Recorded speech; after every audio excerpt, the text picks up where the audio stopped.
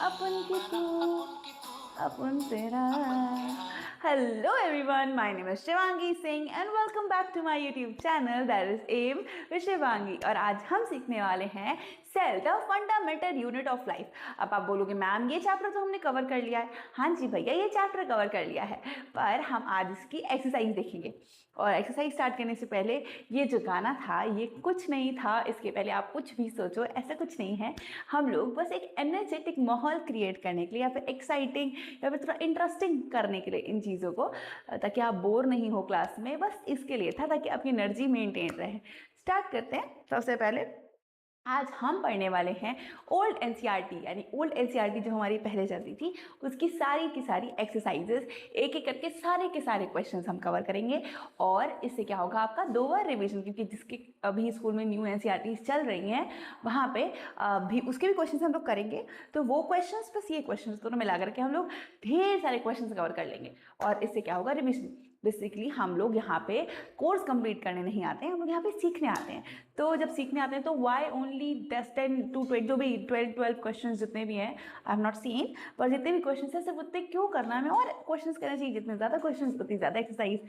Right, start करते हैं। ठीक है, तो अब हम लोग अपना पहला क्वेश्चन स्टार्ट करते हैं। पहला क्वेश्चन हमारा कुछ इस तरीके से है, make a comparison and write down ways in which plant cells are different from animal cells. Basically हमें प्लांट सेल्स और एनिमल सेल्स को डिफरेंशिएट करना है, और हम डिफरेंशिएट करने के लिए ये मेजर्स यूज करने वाले हैं, lysosomes, cell wall, vacuoles, plastid, centrioles, carbohydrate and chromosomes. सबसे पहले लाइजोसोम्स जो होते हैं वो हमारे सुसाइडल बैग्स होते हैं। क्यों सुसाइडल बैग्स होते हैं? क्योंकि इनके पास होते हैं डाइजेस्टिव एंजाइम्स, और सेल ने जरा सा इधर उधर किया नहीं, ये अपने डाइजेस्टिव एंजाइम्स उस पर डालते हैं और पूरी की पूरी सेल डाइजेस्ट हो जाती है, इसलिए इसको बोलते हैं सुसाइडल बैग्स। ठीक है, तो ये होती हैं एनिमल्स में प्रेजेंट और प्लांट्स में एब्सेंट। ठीक है, फिर आ जाते हैं हम लोग अपने दूसरे सेल वॉल पे। सेल वॉल बेसिकली क्या करती है, प्लांट्स को रिजिडिटी और टर्जिडिटी प्रोवाइड करने के लिए हमारी सेल वॉल प्रेजेंट होती है, क्योंकि प्लांट्स क्या करते हैं, स्टिफ रहते हैं, एक ही जगह पे स्टेबल रहते हैं। अब इनको फ्लेक्सिबिलिटी की जरूरत तो है नहीं, इसीलिए इसमें प्रेजेंट होती है सेल वॉल, और इसमें एब्सेंट होती है सेल वॉल, क्योंकि हमें भैया मूवमेंट चाहिए, हम स्टेबल नहीं है, हम फ्लेक्सिबल हैं। ठीक है, इसलिए हमें सेल वॉल की जरूरत नहीं है। वैक्यूल्स क्या होते हैं? वैक्यूल्स बेसिकली न्यूट्रिएंट्स, अपने अंदर बहुत सारे न्यूट्रिएंट्स, वाटर स्टोर करके रखते हैं, लार्ज इन साइज होते हैं। लेकिन एनिमल्स में जो होते हैं ये स्मॉल होते हैं। क्यों स्मॉल होते हैं? क्योंकि जो एनिमल्स होते हैं उनको क्या चाहिए, मैंने बोला उनको फ्लेक्सिबिलिटी चाहिए, तो उनके पास इतना जरूरी नहीं है, लेकिन इसमें लार्ज इन साइज होता है। ठीक है, क्यों? क्योंकि मैम इसलिए होता है लार्ज इन साइज बेटा, क्योंकि जो हमारा प्लांट होता है उसको क्या चाहिए, मैंने बोला टर्जिडिटी चाहिए। तो वैक्यूल जितना बड़ा होगा उसमें वाटर क्वांटिटी उतनी ज़्यादा होगी, और वाटर अपना एक प्रेशर क्रिएट करेगा चारों वॉल्स पे। अब वॉल्स पे प्रेशर होने की वजह से जो हमारी सेल होगी वो हो जाएगी टर्जिड। समझ में आया? फिर आ जाते हैं प्लास्टिड्स पे। प्लास्टिड्स से जो बेसिकली उनका फंक्शन है वो है कलर देना। कलर, अब हमारे अंदर तो कलर है नहीं, हमारा तो सेम ही है, हमारे लाल पीला नहीं, हरा नीला तो है नहीं, तो ऑब्वियसली ये जो कलर पिगमेंट्स हैं ये कहाँ प्रेजेंट होंगे? प्लांट्स में, और हमारे में होंगे एब्सेंट, है ना। सेंट्रियोली, सेंट्रियोली बेसिकली कुछ ऐसा सा सिलेंड्रिकल सा स्ट्रक्चर होता है, और ये क्यों होता है? ये बेसिकली सेल डिवीजन में हेल्प करता है, और ये प्रेजेंट होता है only in plant cell, sorry animal cells, और प्लांट सेल्स में ये होगा एब्सेंट। फिर आ जाते हैं हम लोग कार्बोहाइड्रेट पे। तो जो कार्बोहाइड्रेट होता है स्टोर्ड होता है इन एनिमल सेल्स में इन फॉर्म ऑफ ग्लाइकोजन। ठीक है, और इसमें किस फॉर्म में होता है? In the form of starch, इस फॉर्म में स्टोर होता है। हमारे जो क्रोमोसोम्स होते हैं ना, क्रोमोसोम्स आपको पता है ये बेसिकली हमारा जो भी फीचर्स होते हैं, जो भी कैरेक्टर्स होते हैं, एक जनरेशन से दूसरे जनरेशन में जो कैरी करते हैं उन्हीं को बोलते हैं क्रोमोसोम्स। और जो हमारे क्रोमोसोम्स होते हैं ये होते हैं small in size. I hope animals में स्मॉल इन साइज होते हैं, और हाँ प्लांट्स में लार्जर इन साइज होते हैं। ठीक है, इतने डिफरेंसेस हैं फिलहाल के लिए, आप इनको याद रखिए। और फिर आगे बढ़ जाते हैं हम लोग अपने दूसरे क्वेश्चन पे, क्वेश्चन नंबर 2 पर। ठीक है, तो अब हम देखते हैं क्वेश्चन नंबर 2। जो क्वेश्चन नंबर 2 है, इसमें बेसिकली हमें डिफरेंशिएट करने के लिए बोला गया है। क्वेश्चन हम पढ़ देते हैं। How is prokaryotic cell different from eukaryotic cell. तो प्रोकैरियोटिक सेल और यूकैरियोटिक सेल को एक डिफरेंशिएशन टेबल के नीचे ले आते हैं, अपने आप समझ में आएगा कैसे कैसे डिफरेंस है। सबसे पहले देख लूं कि जो हमारी प्रोकैरियोटिक सेल होती है वो सिंपल होती है। प्रो का मतलब होता है प्रिमिटिव, याद रखना, ठीक है। ये जो प्रो है इसका मतलब है प्रिमिटिव। प्रिमिटिव यानी पुराना, है ना। तो जो चीज प्रिमिटिव को लोकेट कर रही है, मतलब डेमोन्स्ट्रेट कर रही है, वो ऑब्वियसली थोड़ा सा चीजें उसकी उतना बेटर नहीं होगी, इवोल्यूशन में थोड़ा पीछे छूट गई है। ठीक है, तो अब हम लोग आगे बढ़ जाते हैं और समझते हैं एक चीजें। तो जो प्रोकैरियोटिक सेल है वो कैसी सेल है, वो स्मॉल है, simple and small in size. ठीक है, और ये कैसी है, ये सिंपल है तो ये होगी complex and large in size, है ना। इसका अगर साइज देखें हम लोग तो ये आता है 0.1 माइक्रोमीटर से 5 माइक्रोमीटर्स तक, और इसका जो साइज है, वो रेंज है, वो है 10 माइक्रोमीटर से 100 माइक्रोमीटर्स तक। ठीक है, ये होता है, ये होती है जो हमारी इसमें नो न्यूक्लियस प्रेजेंट, इसमें होती है न्यूक्लियस। ठीक है, समझ में आ रहा है ना। Nucleus is the brain of the cell. भैया इसका साइज स्मॉल, इसका साइज लार्ज, न्यूक्लियस क्या है, ब्रेन ऑफ सेल, तो इसमें नहीं होती, इसमें होती है। ठीक है, तीसरा आ जाता है, ये होती है यूनिसेल्यूलर, यानी कि सिंगल सेल की ही बनी होती है। ये जो होती है, ये होती है हमारी मल्टी सेलुलर, यानी कि मोर देन 1 सेल्स हो सकती हैं इसमें। ठीक है, फिर आ जाती है हमारा दूसरा कंपैरिजन, जो कि है जो हमारा डीएनए होता है वो इसमें होता है सर्क्यूलर। हमारा जो इसमें डीएनए होता है वो लीनियर डीएनए होता है। ठीक है, कुछ इस तरीके से ऐसे इंटैंगल्ड स्ट्रक्चर होता है। फिर जो हमारा क्रोमोसोम्स होते हैं इसमें आर हैप्लॉइड, हैप्लॉइड यानी एन, यानी पेयर में नहीं प्रेजेंट होता। और इसमें क्या होता है, डिप्लॉइड, यानी कि 2n, है ना। फिर आ जाते हैं नेक्स्ट कंपैरिजन पे, जो कि है यहाँ पे जो ऑर्गेनेलीज होते हैं, यहाँ पे नो मेम्ब्रेन बाउंड ऑर्गेनेली, यहाँ पे होती हैं मेम्ब्रेन बाउंड ऑर्गेनेलीज प्रेजेंट। ठीक है, अब इसका एग्जाम्पल देख लो। इसका एग्जाम्पल्स होते हैं बैक्टीरिया, ठीक है, और इसका एग्जाम्पल्स होते हैं प्लांट्स और एनिमल्स।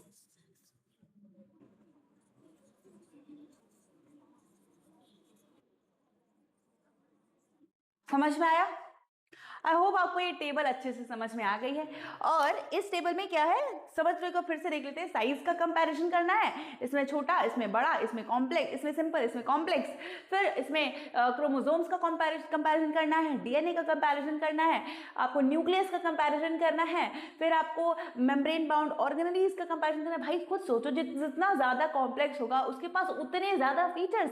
अब जैसे आईफोन का जो सबसे पहला वर्जन रहा होगा वो उतना स्मार्ट नहीं रहा होगा as compare to the latest version, वैसा ही है, ये लेटेस्ट वर्जन है और ये ओल्ड वर्जन है।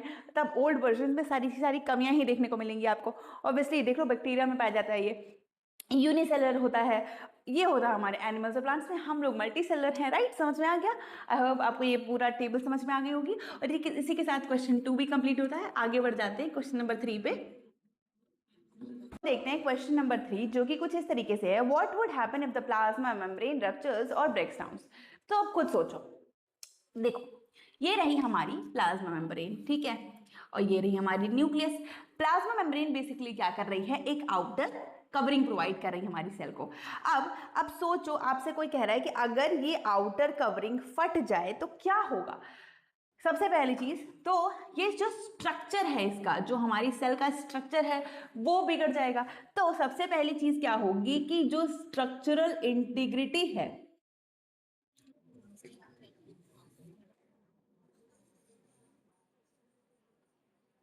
Structural integrity,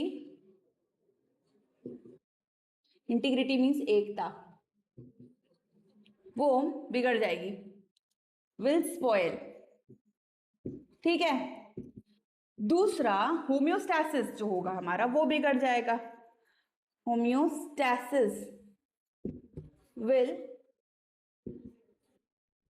disrupt. अब ये होम्योस्टैसिस क्या होता है, होम्योस्टैसिस का मतलब बेसिकली बैलेंस होता है, यानी कि आप कैसा एनवायरनमेंट है ना, बाहर का एनवायरनमेंट कैसा है, अंदर का एनवायरनमेंट कैसा है, उसके बीच का जो बैलेंस है, जो सेल्फ रेगुलेशन होता है सेल का, उसको बोलते हैं होम्योस्टैसिस। ये बिगड़ जाएगा। तीसरी चीज क्या होगी कि अगर फॉर एग्जाम्पल यहाँ से ये सेल फट गई तो जो अंदर, जैसे फॉर एग्जाम्पल जो साइटोप्लाज्म में हमारा लिक्विड भरा हुआ है, साइटोप्लाज्म है मतलब जो हमारा यहाँ पे भरा हुआ है, वो क्या करेगा, बाहर निकल जाएगा, बाहर की चीजें अंदर आ जाएंगी। ठीक है। तो inside material will spill out, right? Will spill, or in outside material will come inside, will enter the cell, ultimately leading to cell death। यही तो होगी ना। सेल फाइनली क्या करेगी, अगर प्लाज्मा मेम्ब्रेन फट जाती है तो इसका मतलब cell will not exist, finally वो dies, the cell will finally die. ये क्वेश्चन भी आई होप आपको अच्छे से क्लियर हो गया है। स्ट्रक्चर इंटीग्रिटी यानी कि उसका पूरा स्ट्रक्चर बिगड़ जाएगा, फिर उसके बाद होम्योस्टैसिस डिस्टर्ब हो जाएगा, इनसाइड मटेरियल बाहर निकल आएगा, आउटसाइड मटेरियल अंदर चला जाएगा, ultimately leading to cell death. ठीक है, आगे बढ़ जाते हैं। ठीक है, तो अब हम देखते हैं क्वेश्चन नंबर 4, जो कि कुछ इस तरीके से है, what would happen to the life of the cell if there was no Golgi apparatus. ठीक है, तो अगर आपको याद हो तो सबसे पहले आप याद करो कि गोल्गी अपैरेटस का काम क्या होता है। तो मैंने आपको सिखाया था कि जो गोल्गी मतलब जो हमारा सेल होता है वो बिल्कुल एक फैक्ट्री की तरह फंक्शन करता है, और उस फैक्ट्री में जो जैसे कोई चीज़ होती है ना, हमारे फैक्ट्री में कोई सामान बनता है, गुड्स बनते हैं, तो यहाँ जो सेल फैक्ट्री है उसमें क्या बनता है, हमारे प्रोटीन्स, और वो प्रोटीन्स कौन बनाते हैं, हमारे एंडोप्लाज्मिक रेटिकुलम। ठीक है, सबसे पहले गोल्गी अपैरेटस का क्या काम है। अब इसमें जो एंडोप्लाज्मिक रेटिकुलम ने जो प्रोटीन्स बनाए उनकी डिलीवरी और पैकेजिंग कौन करता है, हमारा गोल्गी अपैरेटस। तो सबसे पहले क्या होगा कि जो हमारे प्रोटीन्स होंगे, अगर गोल्गी अपैरेटस काम नहीं करेगा, विल फ्लोट, है ना, इन सेल अनप्रोसेस्ड एंड अनडिलीवर्ड। दूसरा कि packaging and shipping of proteins will cease, रुक जाएगी, है ना, पैकेजिंग और शिपिंग नहीं होगी। तीसरा क्या होगा, अगर आपको याद हो कि जो हमारा गोल्गी अपैरेटस होगा वो क्या करता था, वो लाइसोसोम्स की फॉर्मेशन में हेल्प करता था। अगर हमारा जो लाइसोसोम है उसका काम याद है ना, सुसाइडल बैग्स कहते हैं, या फिर आप कह सकते हो वेस्ट डिस्पोजल में हेल्प करने वाला।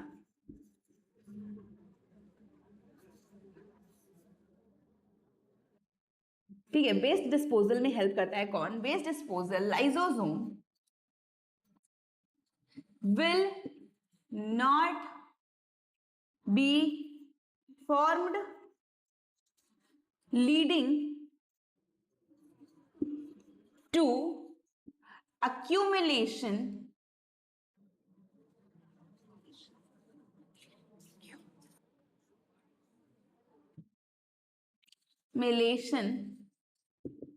of lethal, है ना, and leading to cell death। अब भैया खुद सोचो कि अगर हमारा वेस्ट डिस्पोजल यानी हमारे घर में गार्बेज ही गायब हो जाए, हमारा गार्बेज जिसमें रखते हैं हम लोग वो डिस्पोजल ही गायब हो जाए, तो अब हमारा घर धीरे धीरे धीरे धीरे फुल ऑफ वेस्ट हो जाएगा, इन्फेक्शंस फैलेंगे हमारी बॉडी में, हमारे अंदर, धीरे धीरे धीरे धीरे सब लोग मर जाएंगे। यही हो रहा है सेल में भी। वेस्ट डिस्पोजल जो कि है lysosome will not be formed, leading to accumulation of lethal and leading to cell death. Finally cell क्या हो जाएगी, डेथ हो जाएगी सेल की। ठीक है, तो अब देखते हैं क्वेश्चन नंबर 5 जो कि है which organelle is known as power house of the cell and why. Power house of the cell सबको पता है ये क्वेश्चन। तो पावर हाउस किसको कहते हैं, पावर हाउस कहते हैं हम लोग माइटोकॉन्ड्रिया को। ठीक है, क्यों, क्योंकि मैम यही बनाता है हमारे सेल में फूड या फिर एनर्जी, यही बनाता है हमारे घर में। हमारा जो कुक है यही है हमारे सेल में जो कुक का फंक्शन कर रहा है। ठीक है, अब यही तो देगा, यहीं से तो हमें पावर मिलेगी क्योंकि यहीं पे खाना बन रहा है, यहीं पे हमारी एनर्जी हमको मिल रही है। अब कैसे मिल रही है, सबसे पहले जो हमारा माइटोकॉन्ड्रिया है ये क्या करता है, convert nutrients into ATP, that is adenosine triphosphate. ठीक है, एडेनोसिन ट्राइफॉस्फेट में कन्वर्ट कर देता है न्यूट्रिएंट्स को ताकि ऑब्टेन एनर्जी। ठीक है, mitochondria is the power house of the cell. जहां से हमें एनर्जी मिलेगी उसी को तो बोलेंगे ना power house. Mitochondria is the power house. अब ये क्यों होता है, क्योंकि ये कन्वर्ट करता है जो न्यूट्रिएंट्स हमारे बॉडी में है उनको एटीपी में, एडेनोसाइन ट्राइफॉस्फेट में, ताकि हमें एनर्जी मिल सके। अब एटीपी क्या होता है, ATP is the energy currency.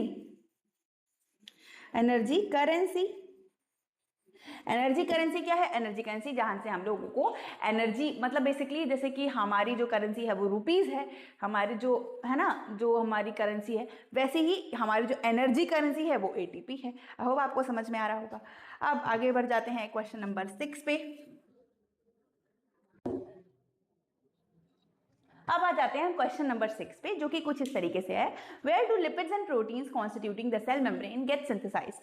तो अब को सोचो, हम लोगों ने वो बात की थी जस्ट इसके पहले कि जो हमारा प्रोडक्शन हाउस है यानी कि जहाँ पे प्रोडक्शन होता है चीज़ों का, वो कहाँ होता है, हमारा एंडोप्लाज्मिक रेटिकुलम में। तो सबसे पहले तो लिखो lipids and proteins are synthesized in endoplasmic reticulum. ठीक है, ये दोनों एंडोप्लाज्मिक रेटिकुलम में सिंथेसिस इनका होता है। अब इसमें पूछा है लिपिड्स और प्रोटीन्स अलग अलग। ठीक है, तो जो हमारे लिपिड्स होते हैं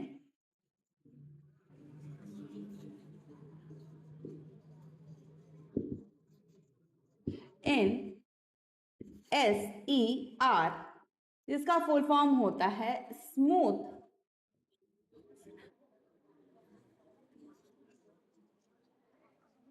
एंडोप्लाज्मिक रेटिकुलम। ठीक है, सबको समझ में आ रहा है ना। लिपिड्स कहां सिंथेसाइज होंगे, स्मूथ एंडोप्लाज्मिक रेटिकुलम में। प्रोटीन्स कहां सिंथेसाइज होंगे,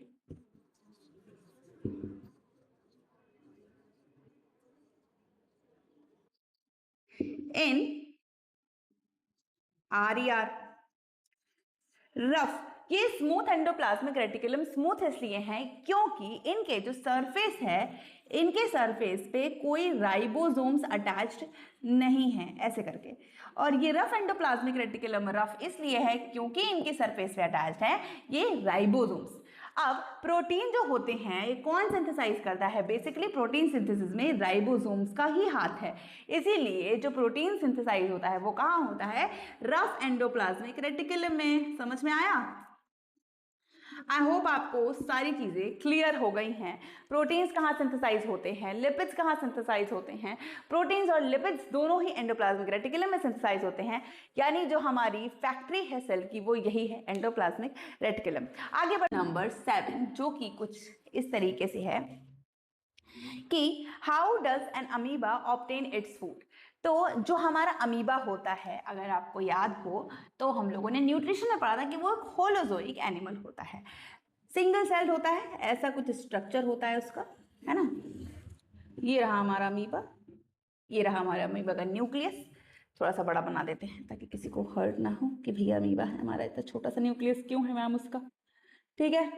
अब ये जो अमीबा है उसका न्यूक्लियस है, ये खाना कैसे खाएगा? सबसे पहले ये रहा इसका फूड फॉर एग्जाम्पल, और ये रही इसकी स्यूडोपोडिया। स्यूडोपोडिया यानी फॉल्स फीट भी कहते हैं, जहां पे लिख लो सबसे पहले अमीबा ऑब्टेन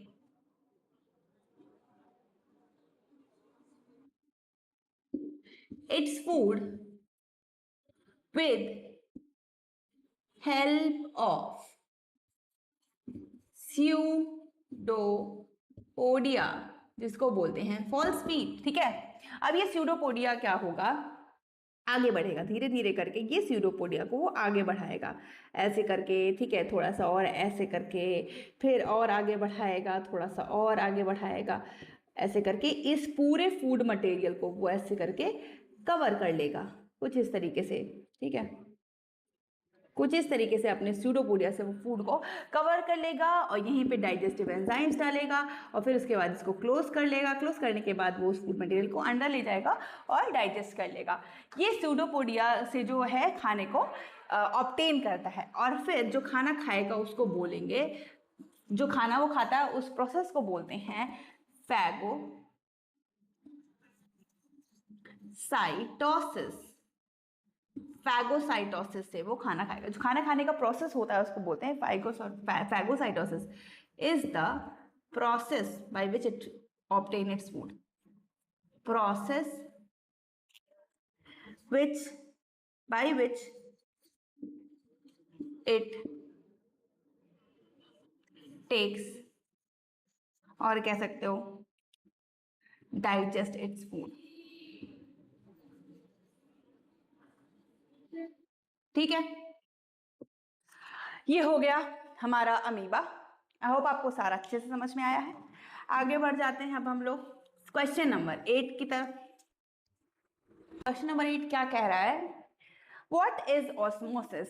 सबसे पहले अगर आपको याद हो तो मैंने पढ़ाया था, हमेशा जो एक सेमी परमिएबल, हमारी सेल क्या होती है, एक सेमी सेलेक्टिवली परमिएबल मेम्ब्रेन होती है, ठीक है। अब जो सेलेक्टिवली परमिएबल मेम्ब्रेन होती है उसमें से जो मूवमेंट होता है वो on the basis of concentration gradient होता है।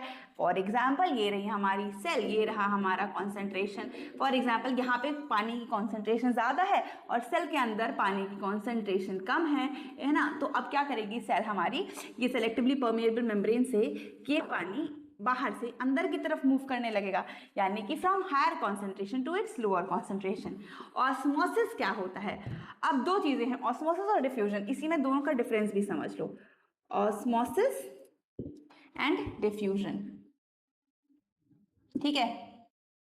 ऑस्मोसिस और डिफ्यूजन दोनों ही चीजें on the basis of concentration gradient he movement करती हैं, लेकिन ऑस्मोसिस में क्या होता है, मूवमेंट ऑफ वाटर, ठीक है, सिर्फ वाटर का मूवमेंट होगा इसमें, फ्रॉम इट्स हायर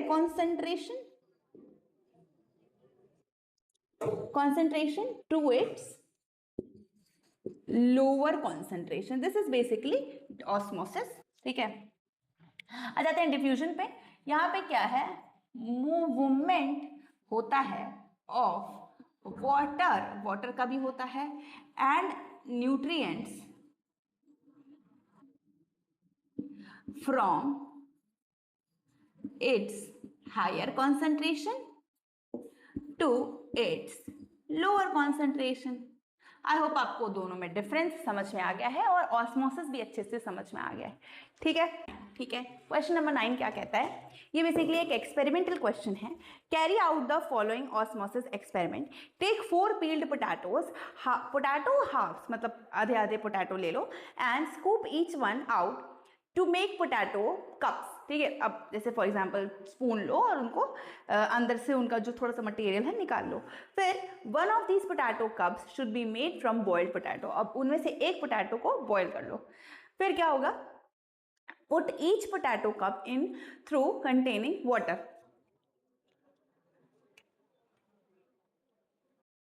क्या है? सबसे पहले ये रहा हमारा पहला पोटैटो कप, फॉर एग्जाम्पल ऐसा, और ये स्कूप्ड आउट है। ठीक है, समझ जाना, इसे सर्कल कर देते हैं ताकि आपको समझ में आ जाए। ये स्कूप्ड आउट है ना, इसमें से निकाला गया है। ओहो, कितनी घटिया ड्राइंग है भाई। ऐसे ही ये है दूसरा हमारा पोटैटो कप, ये भी स्कूप्ड आउट है। तीसरा पोटैटो कप, ये भी स्कूप्ड आउट है। और चौथा पोटैटो कप, ये भी स्कूप्ड आउट है। ये मान लो ए है, ये बी है, ये सी है, ये डी है। पहले हम लोगों ने क्या किया कि कप ए एम्प्टी, इसको खाली रखते हैं। दूसरा, put 1 teaspoon of sugar in cup B. अब इसमें हमने क्या किया, थोड़ा सा शुगर डाल दिया। ओके, यहाँ पे लिख लो शुगर। दूसरे में हमने क्या किया, सॉल्ट डाल दिया। चौथे में हमने क्या किया, हमने बॉईल कर लिया इस पोटैटो को। यहाँ पे बॉइल्ड है ये पोटैटो। ठीक है, अब एक एक करके देखते हैं। Keep these for 2 hours, then observe 4 potato cups and answer the following questions. ठीक है, तो सबसे पहले क्या है, explain why water gathers in the hollowed portion of B and C. सबसे पहला क्वेश्चन है कि बी और सी जो हमारे हैं उसमें पानी क्यों इकट्ठा हो जा रहा है।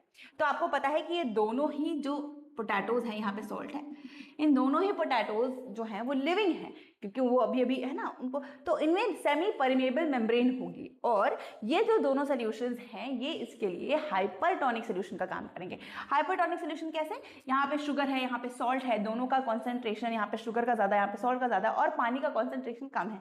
तो मैंने क्या बोला था, जहाँ पे पानी का कॉन्सेंट्रेशन कम होगा वही मूवमेंट उसी की तरफ होगा।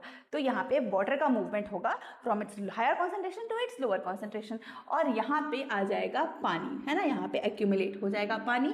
क्यों? क्योंकि ये दोनों ही सॉल्यूशंस कैसे हैं, हाइपरटोनिक, और यहाँ पे होगा मूवमेंट ऑफ वाटर, जो जिसको क्या बोलते हैं हम, ऑस्मोसिस। अभी हम पढ़ के आ रहे हैं, है ना, ऑस्मोसिस होगी, और जिसकी वजह से यहाँ पे अक्यूमुलेशन ऑफ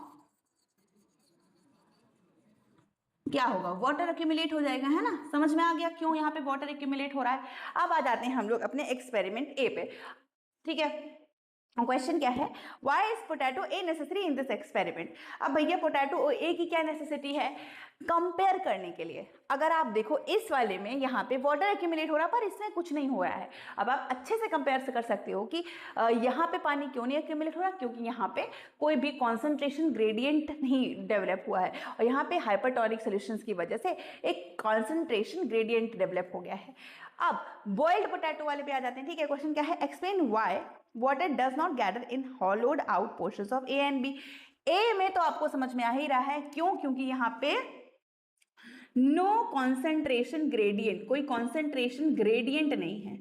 ठीक है, कॉन्सेंट्रेशन ग्रेडियंट नहीं है, इसलिए no net movement, net movement, कोई नेट मूवमेंट ही नहीं है, तो पानी इकट्ठा ही नहीं हो रहा है। बॉइल्ड वाले पोटैटो में क्या हो रहा है कि बॉइल्ड वाले पोटैटो में जो हमारी सेल है वो बॉइल हो गई है, और बॉइल होने की वजह से वो डेड हो गई है। अब डेड सेल्स कोई लिविंग फीचर्स दिखाएंगे ही नहीं, तो डेड सेल में कोई भी लिविंग फीचर या फिर आप कह सकते हो लिविंग एक्टिविटी होगी ही नहीं, इसलिए नॉट लिविंग, इसीलिए यहाँ पे therefore no movement of water, है ना, समझ में आ गया। ये हो रहा है इस पूरे एक्सपेरिमेंट में। आई होप आपको क्वेश्चन नंबर 9 भी अच्छे से समझ में आ गया होगा। अब आगे बढ़ जाते हैं क्वेश्चन नंबर 10 और आज के लास्ट क्वेश्चन पर। ठीक है, तो अब हम लोग देखते हैं क्वेश्चन नंबर 10, जो कि है which type of cell division is required for growth and repair of body and which type is involved in the formation of gamete.